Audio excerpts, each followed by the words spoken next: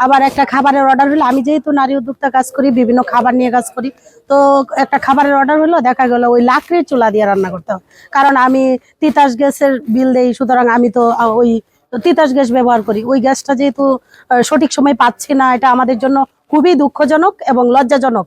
আমাদের বাচ্চারা না খেয়ে স্কুলে যায়, আবার স্কুল থেকে এসেও খাবার পায় না, বাহির থেকে খাবার এনে দিতে হয়। খরচ বেড়ে গেছে, কারণ আমরা যখন আগে যে খাবারটা হোটেল থেকে যে দামে আনতাম, এখন যেহেতু তিতাস গ্যাসের সংকট থাকাতে খাবার পৌঁছাইতে সময় অনেক বেশি লাগলেও খাবারের দাম বাড়াইতে পারি না, কারণ আমাদের খরচ ঠিকই বাড়ছে, কিন্তু খাবারের দাম বাড়ানো যাবে না। এখন হঠাৎ করে আমি দেখা গেল গ্যাস সংযোগের কারণে খাবার খরচ যদি বাড়িয়ে দিই, তখন আবার আমাকে খাবারের অর্ডারটাও হবে না। এটা তো একটা নির্দিষ্ট মূল্য আছে, সেই চেষ্টা করে আমরা বাড়াইতে না পারলেও দোকানদাররা ঠিকই বাড়াইছে। বিকল্প গ্যাসের ব্যবস্থা বা বিকল্প ব্যবস্থা করছেন না?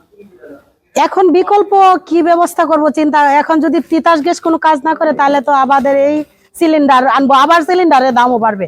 কিছুদিন আগে সিলিন্ডারের দাম বাড়ছে, আবার কমছে, এখন আবার বাড়বে।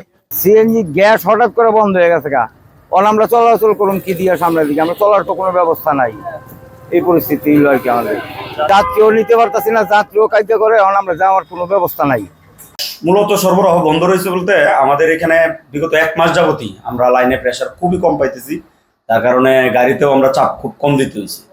বিগত 3 দিন যাবত আমরা একদম গ্যাস পাচ্ছি না।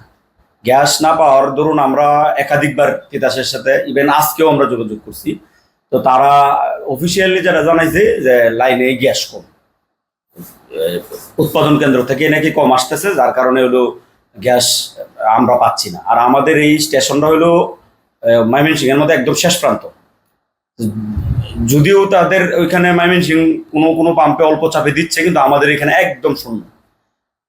তিতাসের সর্বশেষ আপডেট হলো যে তারা যে পরিমাণ গ্যাস দেওয়ার কথা তার থেকে তারাই তুলনামূলক কম পাচ্ছে, উৎপাদন কেন্দ্র থেকে কম পাচ্ছে, যার দরুন গ্যাস দিতে পারতেছে না। ইভেন তারা আজকে মাইকিং করছে যে গ্যাস লাইনে নাই, এটার জন্য তারা আন্তরিকভাবে দুঃখিত জানাইছে।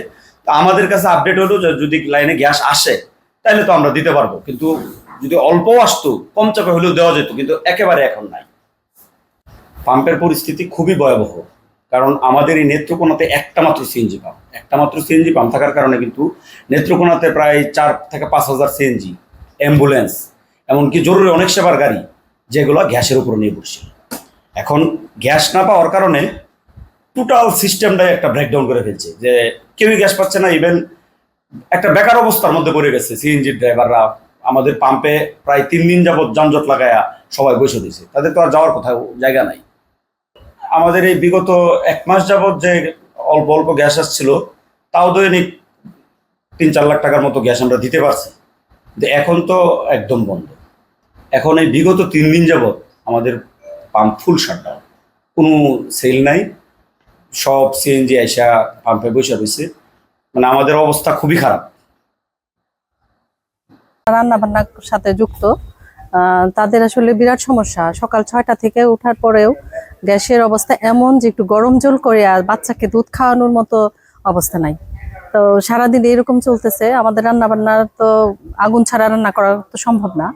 তো যেহেতু একটা গুরুত্বপূর্ণ প্রয়োজনীয় বিষয় হচ্ছে গ্যাস, সেই গ্যাস যদি না থাকে তাহলে আমাদের সারাদিন না খেয়ে থাকতে হয়।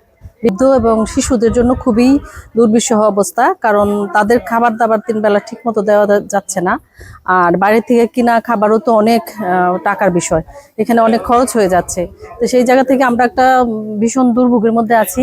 এটা যত দ্রুত সম্ভব এই বেটার যদি প্রয়োজনীয় ব্যবস্থা না করা হয়, তাহলে আমাদের জন্য খুবই বিপজ্জনক একটা বিষয়।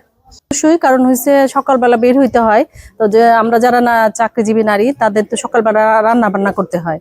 তো সেই জায়গা থেকে রান্না বান্না করাটা তো এখানে মুশকিল, কারণ যেহেতু গ্যাস নাই, সেজন্য রান্না বান্না করাটাও হচ্ছে না। আর এই চিন্তাটা সারাদিন আমাদেরকে চাকরির ক্ষেত্রেও একটা প্রভাব পড়ছে।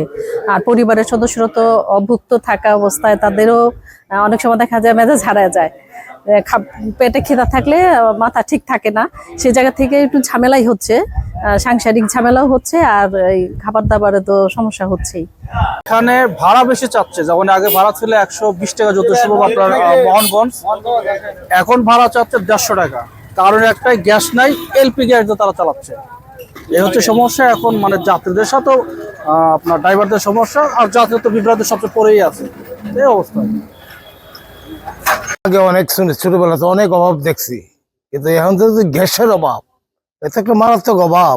এটা সকালে না খাই বাড়িতে এসছে, সকালে নাস্তা করার মতো পরিবেশ পেলাম না, গ্যাস নাই। শুধু আমি না, আমার পরিবারের সকলে আজকে উপাস, গ্যাস না থাকায়। What is this? গ্যাস না থাকলে এটা তো আমাদের আগে ইন্টিমেশন দিতে হবে যে গ্যাস ওইটা থেকে ওইটা পর্যন্ত থাকবে না, তাহলে আমরা একটা প্রস্তুতি নিতে পারতাম। কিন্তু এখন তো কিছুই করতে পারতেছি না। এই ব্যাপারে আমাদের মানে আসলে সরকারের কাছে দাবি যে এইসব করলে তো মানুষ না খায় মারা যাবে। What is this? গ্যাসের জন্য আমি যাবো কলমাকান্দা, ময়মনসিং গ্যাস নাই, মনে হচ্ছে নেত্রকোনাতে গ্যাস নেবো, এখানেও গ্যাস নাই। এখন কি যে হয় বলা যাচ্ছে না। কতক্ষণ যাবত বসে রয়েছে? এখানে বসে রয়েছি প্রায় আধা ঘন্টা ধরে। পাম্পের অবস্থা কি? পাম্পে ওই যে গাড়ি লাগাইতে হয়ে দিয়েছে সকাল থেকে, তারা লাইনে গ্যাস নাই। এখন গাড়ি ওনে আমাদের লাগাইতে দিতেছে না, বলতেছে আপনি এখানে দাঁড়ায় থাকেন, যদি গ্যাস হয় তারপরে পাবেন। হোটেলে কি ব্যবসার প্রভাব দেখা যাচ্ছে? আসলে সত্যি কথা বলতে গ্যাস না থাকায় আমাদের হোটেলের অবস্থা খুব আশঙ্কাজনক। আজকে বেশ কিছুদিন যাবৎ আমাদের এখানে গ্যাসের অনেক সমস্যা হচ্ছে। যেরকম মনে করেন সিএনজি পাম্প থেকে আমরা গ্যাস নিয়ে আসি, এখানে গ্যাস আমাদেরকে দিচ্ছে না, এই জন্য আমরা খুব বিভ্রান্তর মধ্যে আছি।